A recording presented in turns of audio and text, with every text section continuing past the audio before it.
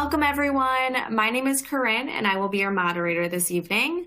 I'm excited to welcome Dr. Kachalia, practicing dentist, lecturer, and director of educational development and industry relations for the Seattle Study Club, as our speaker tonight.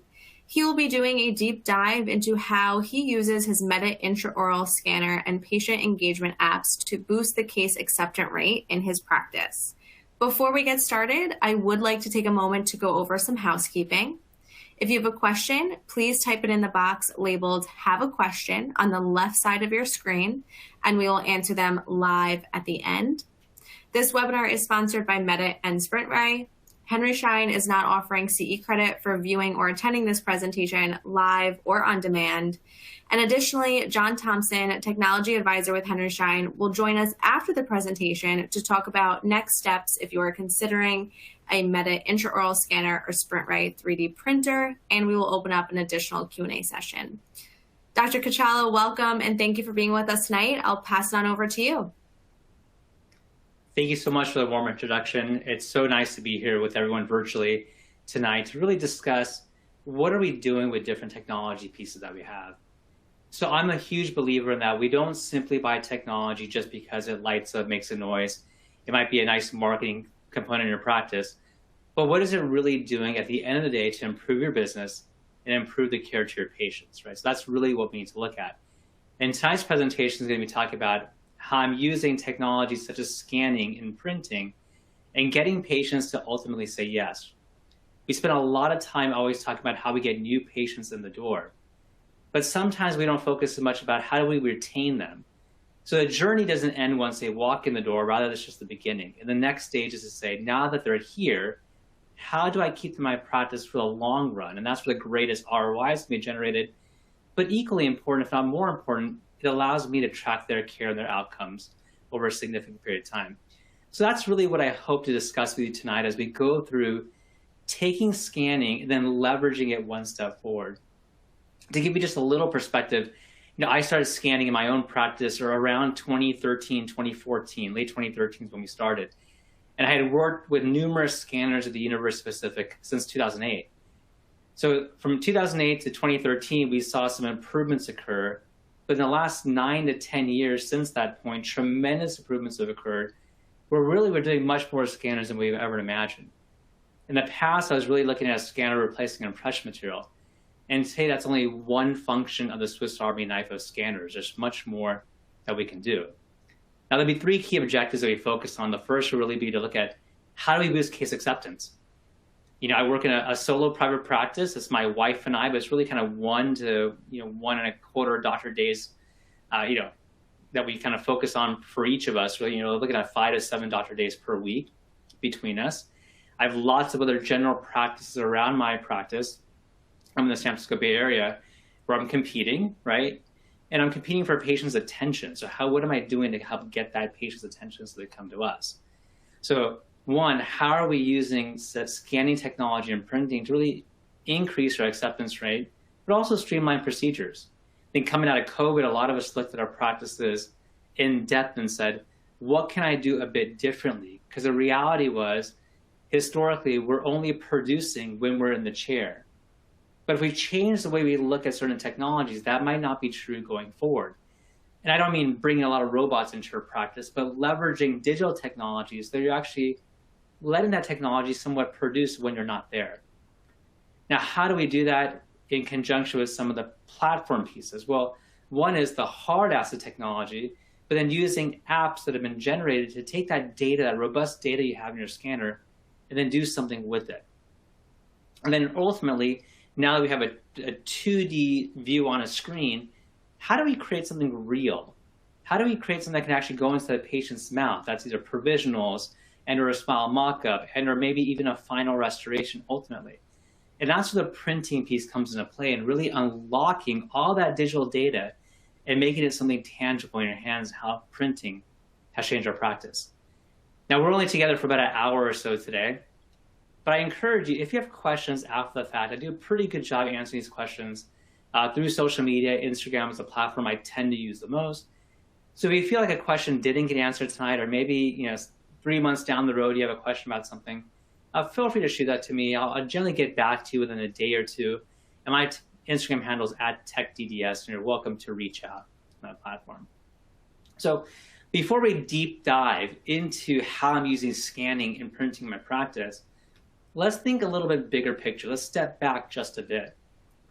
Historically, dentistry was a place where we put our shingle on the wall, our name on the door, had our white coat on, or our degree, and people trusted us just based on that component. So if you're a patient that's maybe somewhere south of 60 years of age, right? Maybe in 55 years of age, you had an inherent trust in a healthcare provider because you knew they went to school, they were in a learned profession, and you trusted them because they achieved that level. Now, since that point, things have changed. I'm a Gen Xer, I'm 47 years old, and myself personally growing up, I grew up in a world where I didn't trust a lot of people. I grew up in a latchkey household. Mom and dad were both working. I came home kind of to fend for myself. And since that point, there's been multiple generations that don't have an inherent trust. It's not just, hey, doc, you told me to do something, therefore I'll do it. So when we think of that silent generation through the Gen Z patient today, how do they buy things? How do they look at dentistry? How do they look at healthcare? Is it different than what other generations may have done? And I think we need to take that into consideration because that inherent trust equation has been lost, whether we like it or not. People are much more skeptical today in the world of Dr. Google, where they feel like they can Google everything.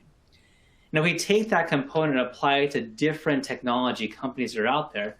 Our life has changed. So that pandemic accelerated technology adaptation and adoption.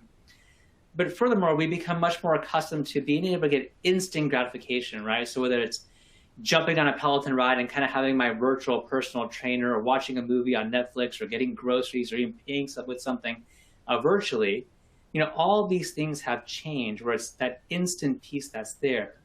So we have to think about when a patient walks into their practice, if they can have a curated list on their Spotify component for their music, and they can order whatever meal they want on DoorDash.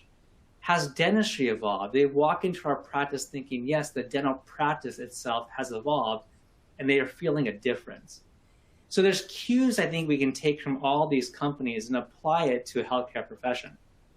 If we look at Apple and Instagram, kind of to the center left-hand side of the page, I think there's a lot, Instagram, obviously the Facebook and Meta, that they've done to get into getting that emotional connection with their consumer.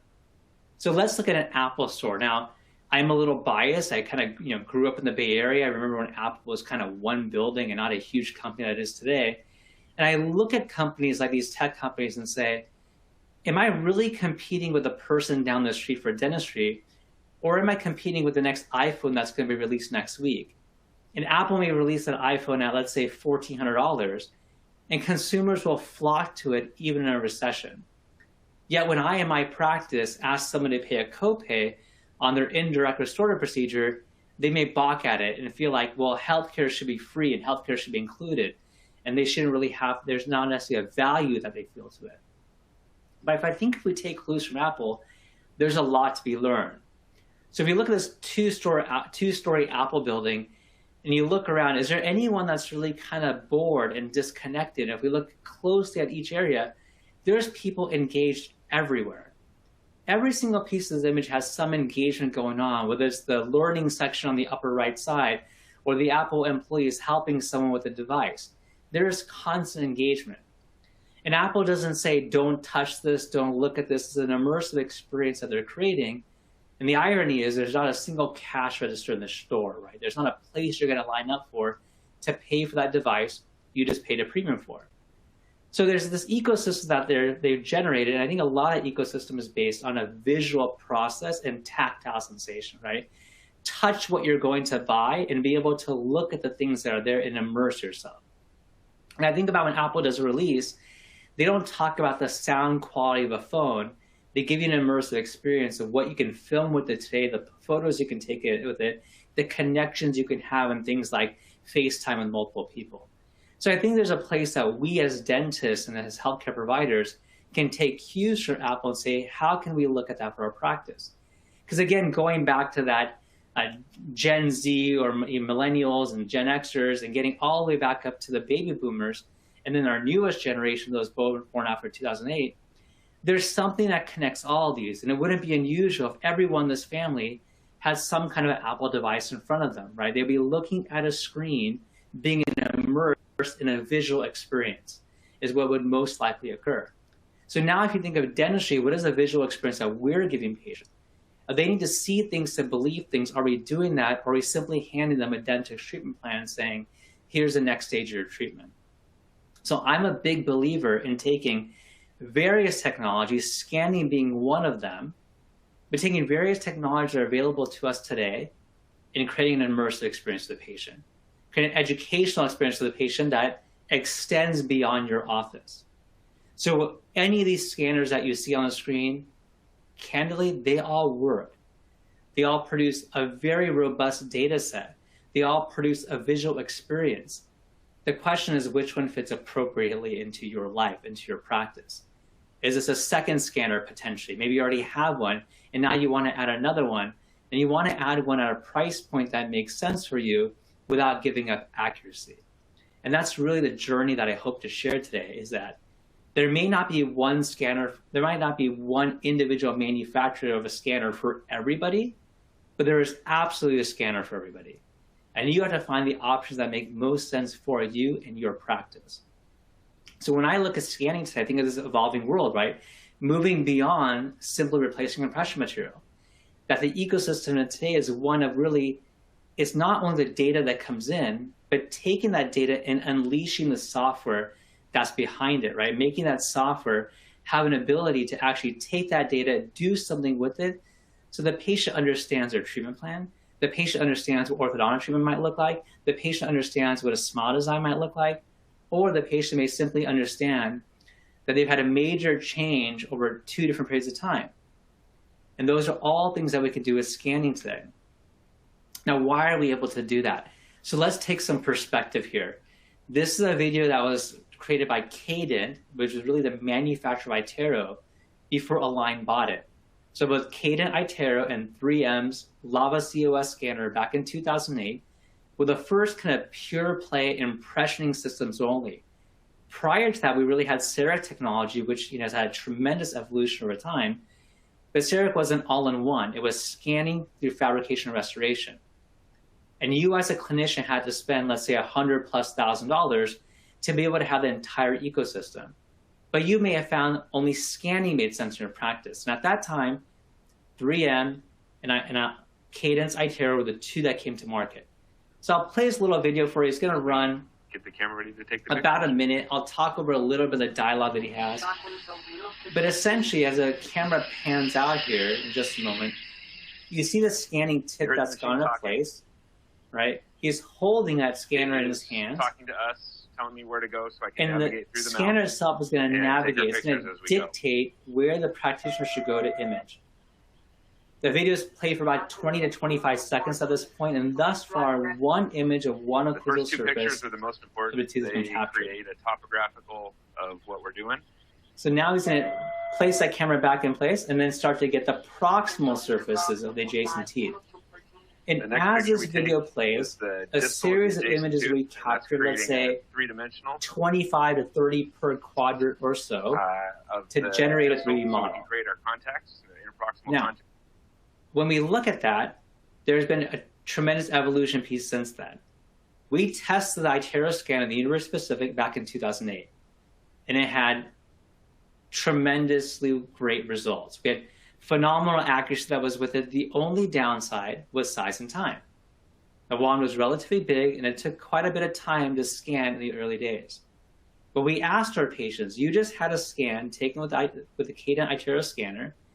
It may have taken a dental student and or faculty member, because faculty was probably learning at the same rate, if not a little slower, than our students at the time. It's taken one of these 2 individuals, somewhere between 15 and 20 minutes to scan your mouth, or you can have a PVS impression in your mouth for 5 minutes. Which one do you prefer? Over 90% of our patients said they prefer to have a digital intraoral scan done versus traditional polyvinyl siloxane material. And the reason is, well, why? We were shocked by that data. And the why became because they had control. Because the scanner can come out of the mouth. There's a guarantee that at the end of the scan that the the model was generated on the screen, and we as a faculty member can put our stamp of approval on it and say, yes, we're 100% confident this scan is going to have the ability to lead to a well-fitting restoration. Versus at times, even though we looked at impression materials under a 10-power scope, right, there were multiple variables in place that could have ruined that scan. But in a digital scan, we knew we can achieve the accuracy because take it out, dry, control blood, etc. So let's flash forward from that point that took 20 minutes to where we are today. So this is my mouth. I scanned my own mouth a couple weeks ago. And if you look closely at this page here, you'll see it says Medit Beta. And this is well-known information. There's no secret information here. Medit has historically been PC operated. That's what every scanner has been, has had a PC backbone to it or Windows backbone to it, right? And they now have a Mac option. So every aspect of my life is Mac-based except for my dental office and my scanner until now. So it's not about Mac versus PC, but whether you're Mac or PC and you have an M1 or M2 chip, you can now scan with it. You can see I scan my own mouth. I'm going through braces right now. I'm in active orthodontic treatment. There's all sorts of hardware in my mouth, and I'm able to get a robust scan. Not in 20 minutes, but I'm probably about a minute per arch is a very reasonable place to be once you get proficient with it. So we've gone from a place of 20-minute plus scans. We've evolved over time to get much faster scanners. And candidly, this is the second scanner in our practice. We have a Trio scanner that we've been using since 2014 and then upgraded it a few years ago. And now we've added another scanner into our practice because we feel the need with multiple practitioners for two. And it made sense to add a Medit into our process because the price point, the robustness of the information, there's no ongoing fees, et cetera, all made a lot of sense for us. Now with Medit today, you have three options. You have a wireless option, a wired option, the i700, and a second wired option in the i600. Between all three scanners, although there are different price points and between the Medit 600, i600, and the Medit i700, there's an acquisition rate difference, so one's a little faster than the other. There's no difference in accuracy. As I started the presentation today, I mentioned that all scanners out there can produce very nice results. And I'm confident in saying that for at least quadrant, if not multiple adjacent to dentistry, that they all work. When we get into kind of elaborate, full arch, all NX type dentistry, there's some nuances there that we don't have the time to get into today. But for single unit or a multiple single unit adjacent teeth, all the scanners work. Even amongst the Medit scanners, they all have 10.9 microns of accuracy, whether that's the i600 all the way through the 700 wireless. Now, once you decide what scanner fits for you in your practice, the next stage is, how do we use it? Like, what's going on? What are some features that this has that other scanners may or may not have? So one nice feature I like is that in our i700 wireless, we're able to have this remote control mode, right? Where I'm able to kind of pan, zoom, tilt without having to go to the computer. So one thing, right, that we've all kind of become more accustomed to during the pandemic is, yes, dental offices have always been clean, but now the next stage is patients are even looking a little closer. So we have to be really careful, right? We've always been careful, but can I minimize the number of times I need to go to the computer and touch it? And can I do it from afar? Can I maybe use a program like SplashTop and replicate the screen on a large monitor that's maybe hanging away from the patient so they can see it as well, yet control it remotely? Now, you saw the scan of my own mouth. When we look at accuracy of scan today, here's another patient. And again, these arches were scanned at a little less than about 1 minute per arch form. We're now looking at this arch based on a web viewer that can give access to the patient the same web viewer. So I just want to give you an idea like what that data looks like, right? We have this robust data set. It is color. You know, the latest release does have a shade analysis option to be very candid. For posterior tooth, I think all shade analysis works relatively well. But for anterior tooth, I'm still taking lots of diagnostic photographic information. You can see a very nice, accurate scan that we can zoom in on any given area. So I take that zoom in feature. What I like to do, I think what's nice and one thing that's different than other scanners is that within the Medit software, there's this web viewer or this consultation mode. So our goal in our practice is to scan all of our adult new patients. So when we scan our adult new patients, I then want to take that data that I've captured and I want to send it to them. so that their treatment plan that's a printout, again, maybe like a Dentrix printout, resonates with what I've taken in their mouth. So they have an actual kind of an emotional connection to it. They get a web viewer, is then they can then go through the scan themselves, see my notations. For example, this patient looks otherwise healthy. I took a photo of tooth number 9, where I saw a scan, clinically I see it, and sure enough, there's a fracture through her existing veneer. So by notating it, placing that image on the scan, we can use the scanner to take intraoral images, I can now send the patient a web portal to be able to view this data anytime they want to see it. So they're not calling me when the veneer finally breaks, they're hopefully being proactive for it ahead of time. So here's a patient I just saw yesterday. Patient came in for a new patient examination. Again, I have anonymized the data here. And I've gone through their scan, and otherwise healthy. They've never really had caries in their life, is what they tell me. And sure enough, when I look in their mouth, clinically, I don't see any issues from a caries standpoint. We see aortinosis periodontally, there's a little bit of recession on the upper first molars, but when you look closer to the anterior teeth, you see this defect on the mesiofacial tooth number 8, right? And then we see some chipping at the incisal edges. So I can take their scan. I came home from work last night. You can see a timestamp that's at 6:45 p.m. And I'm now annotating a scan. I'm going through annotating, placing any notes of where I saw issues. And I will then send the patient a link to a web portal that has all the issues that I looked at and has it notated for them. And it's secure, so I can go ahead and assign a name to it. And once I assign the name, I can put a PIN code in. So I can send that PIN code to that patient separately, and you can only open it if you have the PIN code. And as they get it on their end, they need no special software. So the patient's end, it's a web-based portal. Nothing is downloaded. That's a special software. And all my annotations now show up on their screen. They see exactly what we're looking at. So we can go through and they can start to click on these icons. So they click on number 1 and it shows my note of an enamel defect. 2 shows my note of chipping on the front teeth, right? And so on and so forth. They can start to go through this. This patient walked in thinking they don't have many issues. We went through some detailed analysis. I told them about this little recession that's here that we'll have to monitor. And I explained to the patient, I'm seeing you as a snapshot in time. I don't know what your health has been historically. You're about 25, 26 years of age. I can scan you a year from now and 2 years from, or maybe 2 years from now, and we can compare the scan we took today to the scan we take 2 years down the road. It actually measured change that's occurred anywhere. And I'll show you a heat map and how that's done. So this patient would benefit from the third molars taken out. I explained to them that tooth's out of their bite plane. I went ahead and showed them some additional details along the way. And we also mentioned to them that they can benefit from some orthodontics. So in part of what I notated is if we flip the scan around on the lingual aspect, you'll see the lower anteriors have some crowding. And then with that crowding, there's significant plaque and tartar buildup on the linguals of the lower anterior teeth. Very common. That's seen many times. We can also see that this patient's anterior maxillary incisors are retroclined, and they may benefit if we can tip those teeth out and allow more of a functional movement to occur. And they may be an out-to-in chewer, causing some of that wear at the incisal edge. These are all things that we can kind of document. So I can take that patient's scan, and for those who have an iTero scanner, you're able to do this today, or even a 3-shape scanner, you can bring it in to an ortho app, right, where you can see what the potential is with orthodontic treatment. Now, we do some limited ortho in our practice. We by no means do everything, but some limited clear aligners, whether in conjunction with the restorative. And so we can take that patient, bring him into ortho software, and you can see a very realistic looking simulation. So I'll show you another case here. But they built kind of the ortho app software, and these apps are totally free. They're even free if you're not a Medit user. You can bring non-Medit scans into the Medit apps and be able to use them.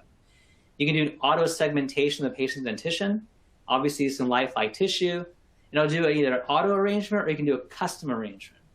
And what's really interesting is you can take that arrangement, those arrangements they've decided up to 4, that can be on any given panel, and you can actually export any stage of those arrangements, up to 20 stages.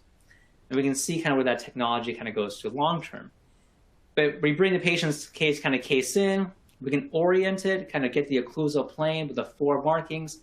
I've oriented that occlusal plane on a different case here, kind of pivot, rotate, get what you need to do to get your midline aligned, get that occlusal plane where you want it to be. And then you kind of confirm these aspects, go forward. It tells you to identify the midline. So identify the existing midlines of the upper central incisor, existing midline of the lower central incisor. Here's another patient that has some crowding. Right, we're going to mark those areas. We can trim up our virtual cast if we want to. At this point, let me simply go ahead and hit confirm. That's going to bring it into a simulation. It's going to go auto-populate a simulation for this patient based on those findings, right? Based on the midline orientation, where the maxilla is, but it's first going to auto-segment.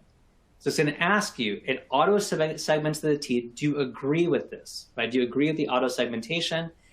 And do you want any other additional simulations? So scenario 1 might be auto-simulation. Scenario 2 might be, hey, what if we extract a lower incisor? Now, in this clinical case, I would never do that, but let's just say we did, right? So we want to get an idea what that would look like. We would take out that central incisor and say, I'd run a simulation for this. And maybe the third simulation is duplicating whatever the auto does and then orienting yourself. So you can do all this and then go ahead and create those profiles. And it'll pop up on a screen everything that's available to you. I can take this information, I can take any one of these simulations that I ultimately pick or multiple, and I can actually stage it into 20 different, up to 20 stages. And each one of these stages can become printable. And what I like about this, especially as the very last stage, I print the first stage and the last stage, is I can print those models out and hand them to the patient so that they understand where they're starting and where they're going. And especially in combination restorative cases where the importance of why we're moving teeth, and here's the files that are output, why we're moving teeth to potentially save a lot of tooth structure from preparation. So this will become a valuable component for us that we're able to print directly. Now, it is not something you can go and make your own aligners on right now, right? These are kind of simulated movements, right? I have no inside information telling me will that change or not. It is not a clinical outcome in these stages. It is simply giving you an idea along each way and then printing. What about generating 2D smiles? So one of the things we do a lot in our practice is to take that patient's face, right? Take a full face photo and maybe a full face with retractors and do a smile design. So there's a lot of nice softwares out there. Some of them can be quite costly or a significant investment. But if you're looking to kind of dabble and get your foot in the door and start to see what's possible, I would recommend looking at this Medit Smile Design app. The Medit Smile Design app can generate up to 8 teeth currently. So again, there's no cost to it. It's one of the apps that's available to you as a user for both a Medit owner or even non-Medit owners. And I can bring a smile frame in, orient these smile frames to where I like it. Like with most smile design principles, you have the midline, kind of the canine reference point, and then we can then populate different types of shapes and contours on this patient. Now, once I pick something and outline the shape and contour that I want, the tricky thing with most softwares is that the shading looks fake. And what we found with many cases is that we kind of plop these teeth on there and the patient actually looks worse. It's a very fuzzy look, doesn't look real at all. But the beauty within the software is I can actually click on this area called default architecture and scroll down to natural texture. And that allows me to click on texture editor. Now I can tell the app exactly where I want the shade to come from, to say, I want the teeth to look like X. And in all honesty, that might be somebody else's veneers. So I can take this patient who says, I want so-and-so smile, maybe she looked at the smiles that we've done on other patients. I can take that other patient's retracted photo, and I can select the shapes, see the color and texture, not the shapes, but the color and texture from smile B and pop it into this patient's mouth. But you can see in her case, I really focus on number 8. And so I want everything to look like number 8. And we can see how much better that looks compared to the simulation that was shown a minute or so ago. So I can take all those markings, put them all on number 8, and ultimately give her a very realistic smile simulation. So now these teeth look like they belong in her mouth. And once you get proficient at doing this, it's very reasonable to be able to do this in about 5 to 7 minutes, right? Photo comes in, you put it on the screen, you go ahead and populate the 8 teeth or so you're working on. You can do as little as 1 tooth all the way up to 8 and decide what the patient's smile is going to look like. And like many softwares, you can then output this. So in this patient's case, what we started with, we did a 2D smile first. She liked how this looked. We said, great, this is foundational. Let's give us some feedback on what you like and what you dislike. I then brought her 3D STL files, right? I brought her actually a PLY file, which is an exportable file from Medit. So I bring that color file out of my Medit scanner. In this case, I brought it into exocad software. And I went from a 2D smile simulation to a 3D smile simulation. And now in a 3D smile simulation, we're saying we're going to replace that adjacent tooth, or the missing tooth, I should say, that tooth number 12 location, right? I build out the smile frame, tuck in the canine so I don't block out that buccal corridor. And now what I can do is I can go one step further, is I can take this smile out of exocad or 3Shape, whatever software you're using, and actually create a printable mock-up. So I would take that printable shell, send that to my 3D printer, my sprint ray printer, print it out in a tooth-colored resin, and now the patient can place that directly over their dentition to see what their smile could potentially look like. So it goes from getting awareness and an interest in 2D, which is totally free. If I get the interest there, then I bring it into 3D. And from 3D, we can do try-ins. And once they get a try-in done in various capacities, the likelihood of saying yes to treatment increases. So these are these printable shells you can kind of mock up and put over the patient's dentition. But like other processes, I can also print a model where I make a bisacrylic, make a polyvinyl impression of that model, and then make a bisacrylic stent over that model. And that's the workflow we tend to use more often than not. So here's a patient on the left-hand side of the screen. He came into us about 6 months ago or so, and his interest was to fix his 2 front teeth. And that's where his interest would lie, right? He was fairly happy with 7 and 10, didn't really like 8 and 9.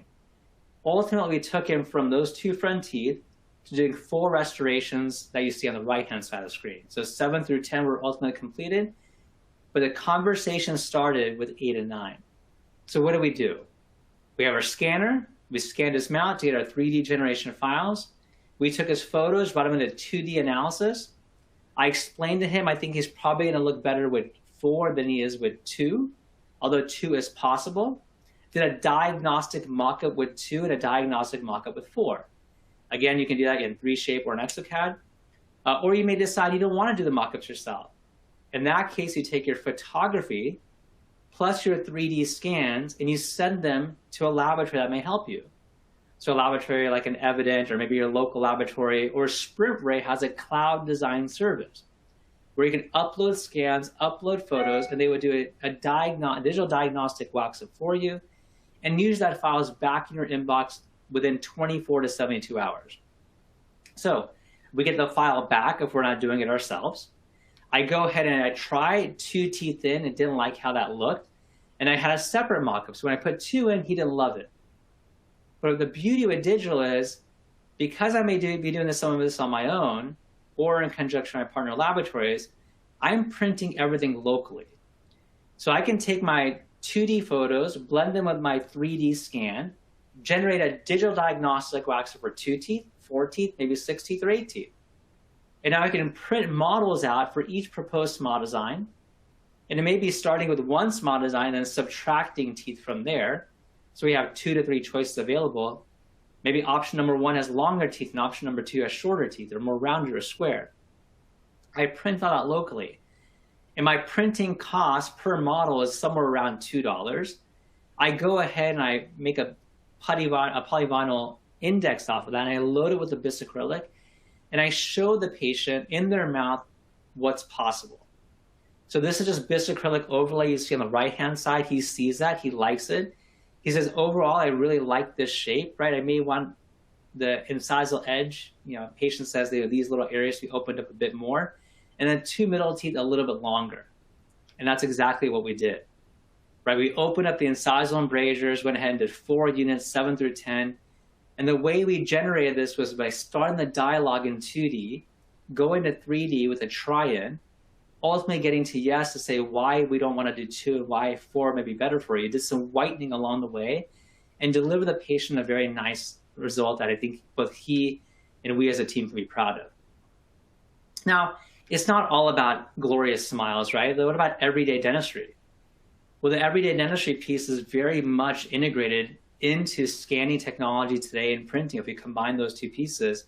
And Medit's looked at this one step further. So they've looked at temporary fabrication. So historically, to make same-day restorations or provisionals even in our office that weren't an injection molded bisacrylic, right, we had to have a milling technology of some kind. And those milling technologies work really well. We have one ourselves. But what if I wanted to be able to give this patient a really well-fitting provisional? Right? Am I able to do that through printing? And today we can, and the beauty is it kind of works through AI, is that we took this patient's scan, I went ahead and clicked the margin, it went ahead and auto-defined that margin. Once I clicked that, I may have to tweak it just a little bit. And then within seconds, once I hit yes, it generated a proposal for me for that provisional restoration. And the reason I call it provisional is simply based on materials. Is a functional fit evident in this tooth today? My answer would be yes. Right? Do I have the proximal contacts, the margin definition, the occlusal anatomy is based on the pre-op. We can tweak that a little bit if we need to. That's all available at this stage. It's simply a matter of have our materials caught up to allowing same-day definitive restorations. And I would argue, I think we're on the cusp of that, if not already there, and no pun intended. But why is this so important? Is because if we look at the evolution of AI and what's happening in the digital space altogether, we can start to see a future where Medit and maybe other technologies can take an arch full of initial diagnostic information, right? Where it could be, multiple teeth and pre-op to be offered diagnostic wax up, and then it takes your margins of your prep teeth and mixes those two scans together. Today, if I'm printing a single unit and trying to go all the way to end result, that process is going to take me somewhere around 30 minutes of time. And the reason it's going to take me 30 minutes of time because I have to print, I got to wash, I got to cure it, and then deliver it to the patient. I can make a bisacrylic provisional in a much shorter period of time. And so while the value for one may not be there immediately, the value for many is definitely there. So what if I can do a 3-unit bridge prep in also 20 minutes? So the power of printing is that we can do multiple restorations at the same time ultimately. And printing is all based on the height. So it's not necessarily how many I have, but how tall each individual unit is. So we left for vacation a few weeks ago, and what I did with some of our patients is I dropped off a handful, not this many because it's overkill, but a handful of provisionals to our on-call, to our dentist that was on call for us. It said, in the event something breaks, where we hand them to our patients, here's a backup. All they need to do is literally cement it. And while I'm not going to print 50 restorations, right, I can print 2, 3, or 4 versus fabricating 2, 3, or 4. But ultimately, I believe the technology will be there where it can do a bridge, et cetera, through AI. I think we can be there today. And when we speak about materials, we're definitely getting there, and some would argue we're there today. So there are FDA-approved materials for long-term use, right? The Sprint Ray crown material on your right-hand side has been approved for long-term use, right? The On-X material, which was originally fabricated for an all-on-X type prosthesis, right, can also be used for provisionals. These are both long-term use. Am I ready to put my personal stamp of approval on saying this is going to last 5 years? I personally am not there yet, just because I'm a very evidence-based person. I need to see the data. Do I believe we'll be there ultimately? I do. I really believe we'll be there ultimately. Now, in larger cases, I am printing my provisionals in my practice. I'm not using embedded software with Medit. I export to Exocad to be able to do that, and they've lasted very, very well. We use the same Sprint Ray crown material to be able to do that. Now, what is really low-hanging fruit? Now, some of you may be just looking at scanning for the first time and haven't even really thought about printing. So what's low-hanging fruit? Where's the journey and where would I start it? So I think scanning is absolutely a must. If you don't own a scanner today, I would highly recommend you get into it. Then the next stage is people say, great, I have a scanner. I want to be able to make things with it. I want to be able to make bleaching trays. I make study models with it, right? I may want to be able to make a mouth guard, all these things that may be possible. But to get from the data that's in your scanner to something printable, it's not an easy, historically it was not an easy thing to do. We had to take that 3D data and bring it into third-party software like a mesh mixer, which was not created for dentistry. And when we brought it into that software, go through cumbersome steps to generate a model. And it would take me 20 minutes in the early days, take one scan and be able to convert that scan to something printable. Today, it's literally a minute, maybe a minute and a half of work. I bring my scans in, I orient the maxilla, right? So here's my orientation point. Once I go ahead and do that, I then go ahead and tweak as needed the occlusal plane if we need to do that. I can decide what kind of base I want to put on within this platform. So I go ahead and hit yes, and it's going to generate a virtual base for me. So it's taking that data of the maxilla, orient to the occlusal plane where we scan to. I can then say I want official orthodontic models with the cuts that we may have learned in dental school. I want to give a height to that, where I'm not worried about over trimming or not trimming, not trimming enough, right? So over trimming, under trimming, excuse me. I can decide drain holes. Do I want to put holes on the sides of the model so that there's not a suction when it's pulling, when there's printing? Because when things print today and there's a push-pull force, there's a vacuum or suction that's created. I want to be able to vent that out. All these steps you see on the screen would take a long time to produce in traditional softwares. Today, it's 1 minute. Bring your model in, put what you want to put onto it. You can put a name on it, etc. So when you have lots of models built up, you go and generate it. That's how quick it is. That was all real time. Here's my step-by-step list of what I needed to do in the past to produce a model out of Mesh Mixer. Right? We're at a very, very different place today. Right? One's nearly automated. The other one was kind of an analog workflow to get there, step by step by step.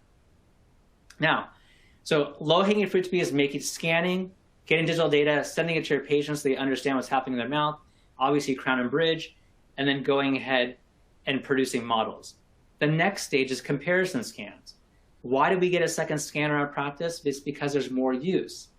So if I want one of my team members to scan a patient on recall, and that's maybe happening with a Medit scanner, and I have an old Trio scan from before that we've taken, the software allows me to take different data sets. So within Medit, I can take a Medit scan, an iTero scan, a 3Shape scan, maybe a CareStream scan. These are all STL and PLY files. Bring them in. It will auto-align all these files and then show me a change that's occurred over a period of time. So literally all I've done here is I took my scan number 1. I click my new scan that I'm bringing in. It's going to find common data points and auto-orient. That's how fast it is amongst scans from even different scanners.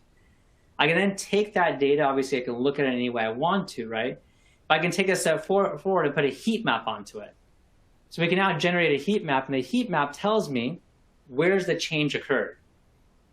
So here's a patient in their teenage years. They came out of ortho about 9 months ago. They've been fairly good about wearing the retainer. However, they're going through growth. And one thing that we find is, especially teenage boys, ortho is done at one point, but there's this continual growth that's happening later on. So how are teeth moving and changing, right? How can we measure those areas? Now imagine this being a patient with erosion. Imagine this being a patient with parafunctional wear. Imagine this being a patient with extensive perio. If we try to visually remember where that patient's been, we can't remember in microns. Today with our heat maps, it tells us in microns what's happening. What is the change occurring in any given area, right? Your yellows and greens and your light blues tell us very, very minimal change. Red tells us something more extensive has gone on in those areas that we see. So it's something very cognizant of.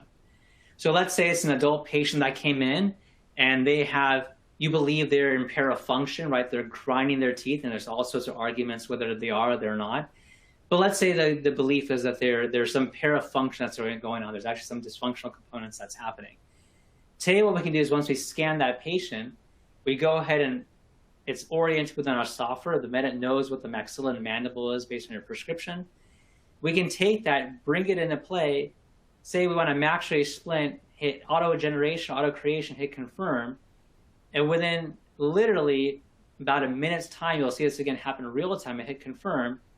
Here, you'll see a splint that's going to be generated on your screen. So I hit confirm. It has the data points. I give it some rough parameters in terms of kind of thickness and what's going on. And then shortly thereafter, the data is being generated and says, here's a potential here's a potential area for you to look at in terms of a splint. Auto-generated, you can then tweak that design if you then want to.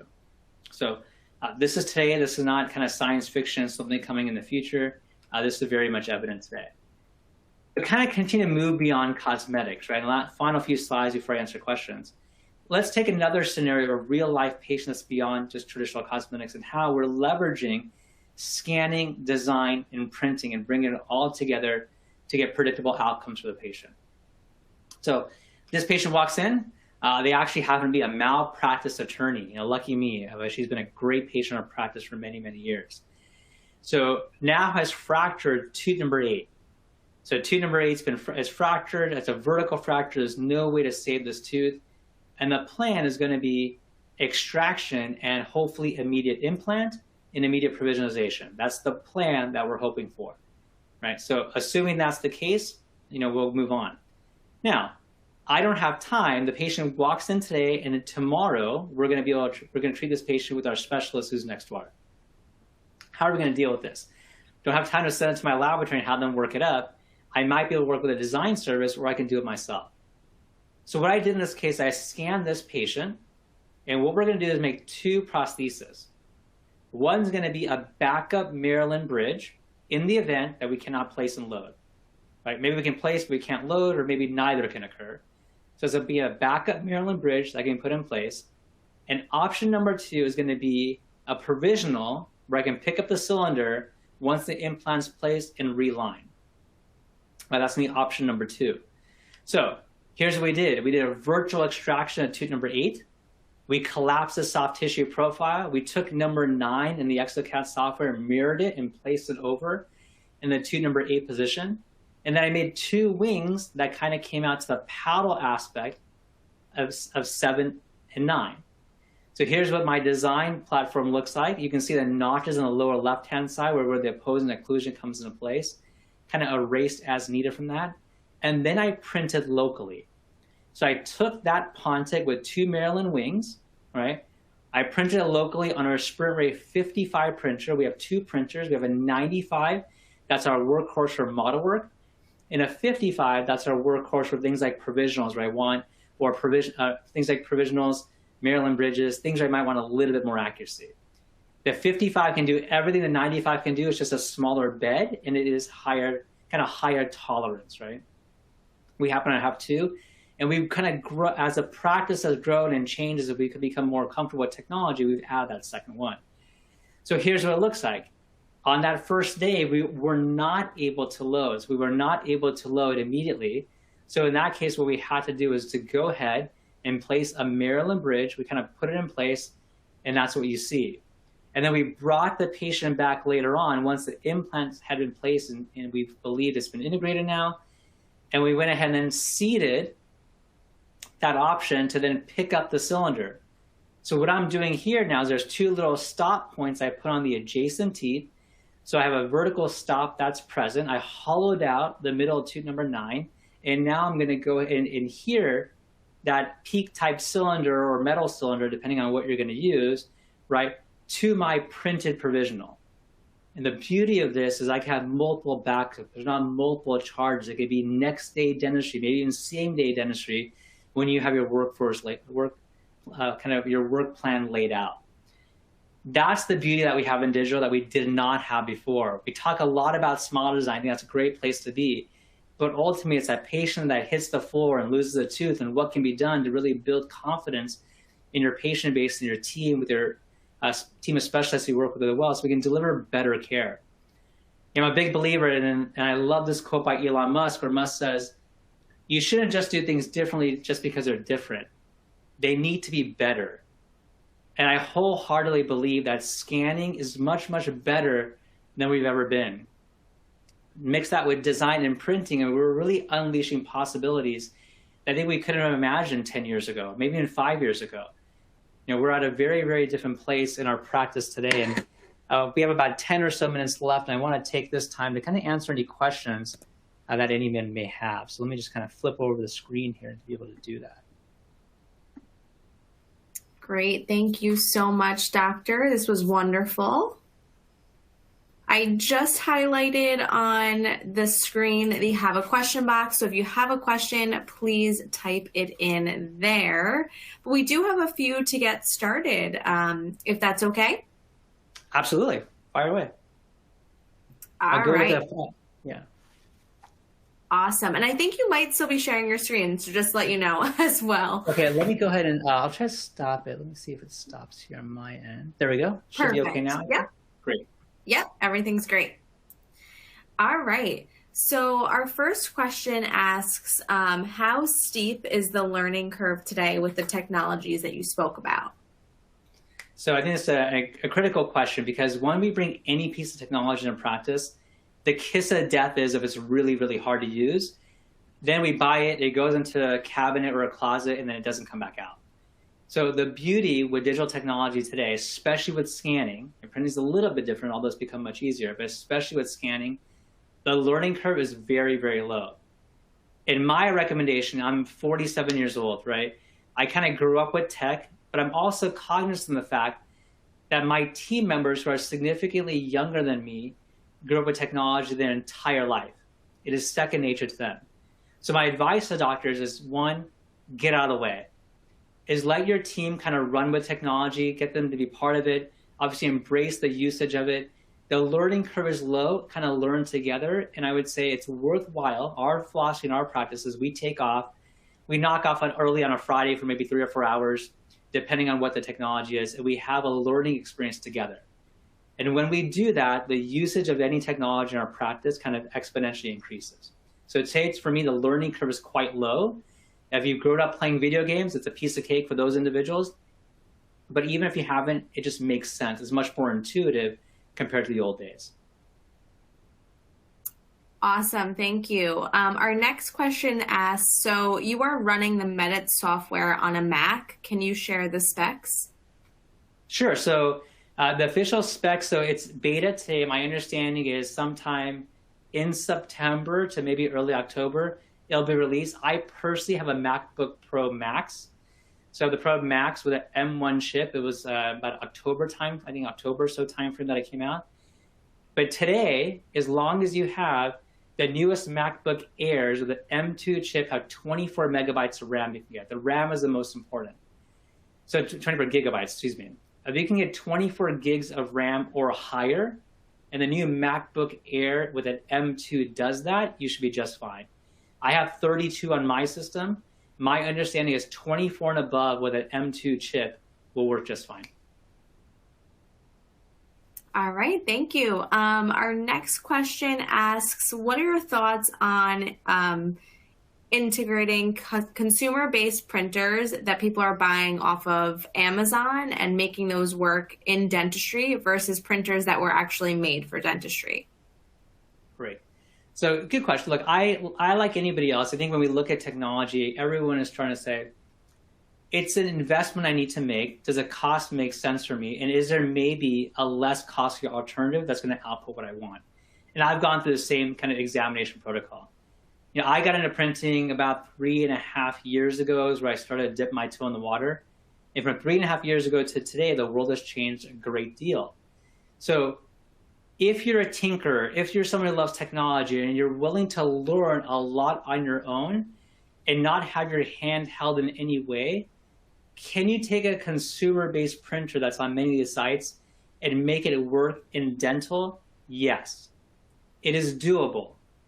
Now, to be candid, I love technology. I beta test a lot of things. In my practice, am I doing that? My answer is no. And the reason is not that it won't work, but it's about workflow to me.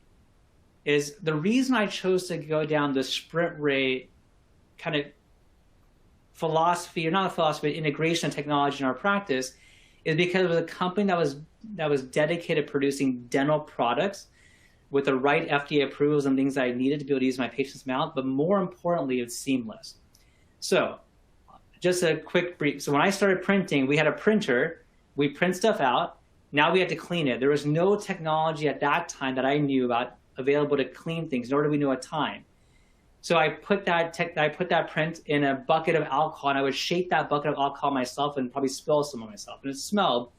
And I used to have to do it in my garage, right? Then I would take that print out that was so-called clean, and then I would put it into a curing oven that I created myself. I took a cardboard box, put tinfoil around it, shine a light on it, and have that model spin on a turntable. And I got some result out of it. Am I happy I started there? Sure. We had a great printer, but there was all these things along the way that didn't really make sense. Today, the technology, I know it's a long-winded question, but today technology is about predictable workflows. So if I'm going to ultimately deliver something to the patient's mouth that they're going to wear long-term like a night guard, in workflows today with a SprintRay printer, I can scan that patient, upload that scan to either Medit or SprintRay portal, get an AI-generated design, print it locally with an approved material, clean it appropriately, right? And then put it into a curing oven that may cure it in 2 to 3 minutes compared to what we did in the past. And so to me, it's about, can you make things work? Yes. Does it still make sense in cost? Not necessarily. We never value in the amount of time it takes to learn, our team time, and then error time. So I think for most people, it doesn't make sense. But for those who are tinkerers, sure, it can work.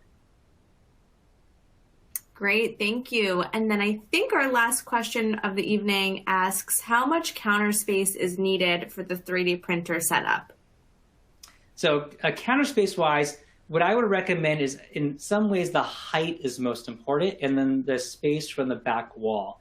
You know, I don't have the measurements directly in front of me, but it's, you know, it's like it's a rough square, and I would probably say you're probably looking at about rough measurements, probably like 22 inches by 22 inches roughly, maybe a little bit less than that is what I would look at. And then the height is dependent upon, ultimately this cover needs to open. So as the cover kind of flips open, you need to be able to pull a print out.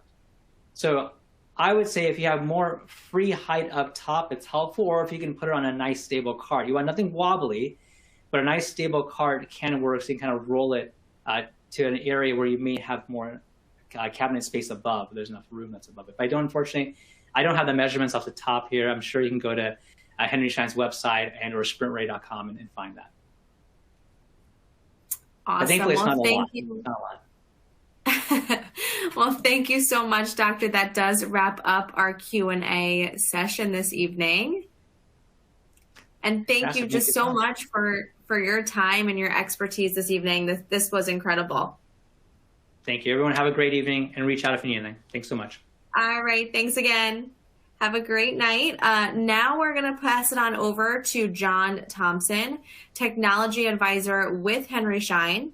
If at any point you would like to schedule a personalized demo experience, or if you would like to request a quote, you can do so by clicking on the Request a Quote box on the right side of your screen. All right, John, I'll hand it on over to you. Right. Hey, Kwan, thank you very much. Yeah, I just want to make sure that I address to the audience that we're a resource that's available from Henry Schein to customers that have an interest. So there's 12 of us across the country. We cover designated areas, and we all have a deep background in technology and specifically related to dental. And as I said, we're a resource that's available to any offices that want to schedule an online call with us to kind of go over digital workflows, to do demos and comparisons with all the products that we offer, not only Medit, but the other scanners that are out there. And of course, the 3D printers and much of the content the doctor had covered this evening. So just a reminder, if after the webinar tonight, you'd like to answer more specific questions or schedule a time with your office and with the staff and the assistants available where we can do a lunch and learn type situation, we can set up a Zoom call and go over and answer questions and address concerns and things like that with the staff as well. And not only that, provide proposals and pricing, and as I mentioned before, the promos, and a lot of good stuff going on right now, and pretty aggressive pricing with the scanners.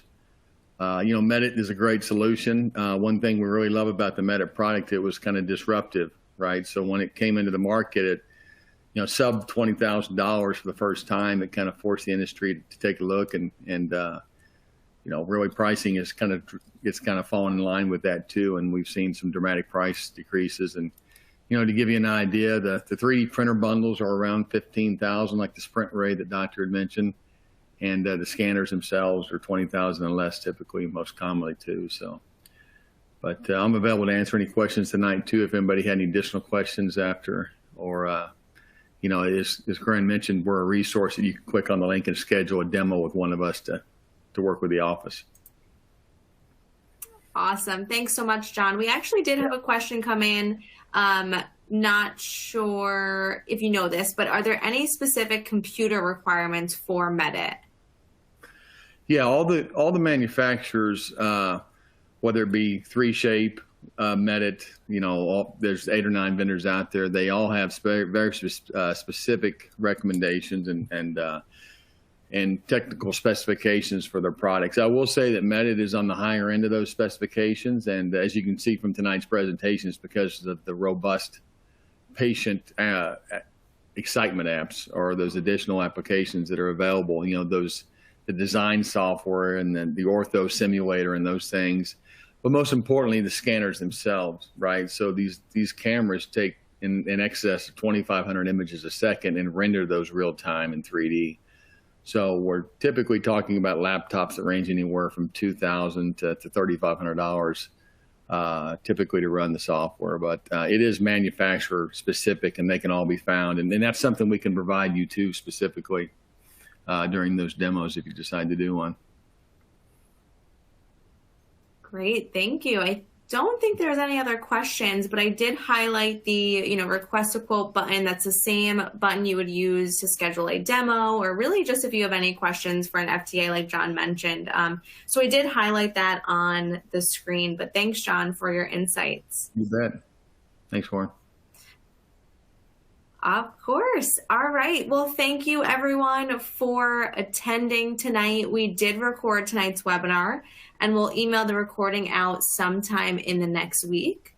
We also would appreciate your feedback via our survey that will pop up on your screen shortly. Thank you all for joining us. We look forward to seeing you on future webinars. Thanks again. Have a great night.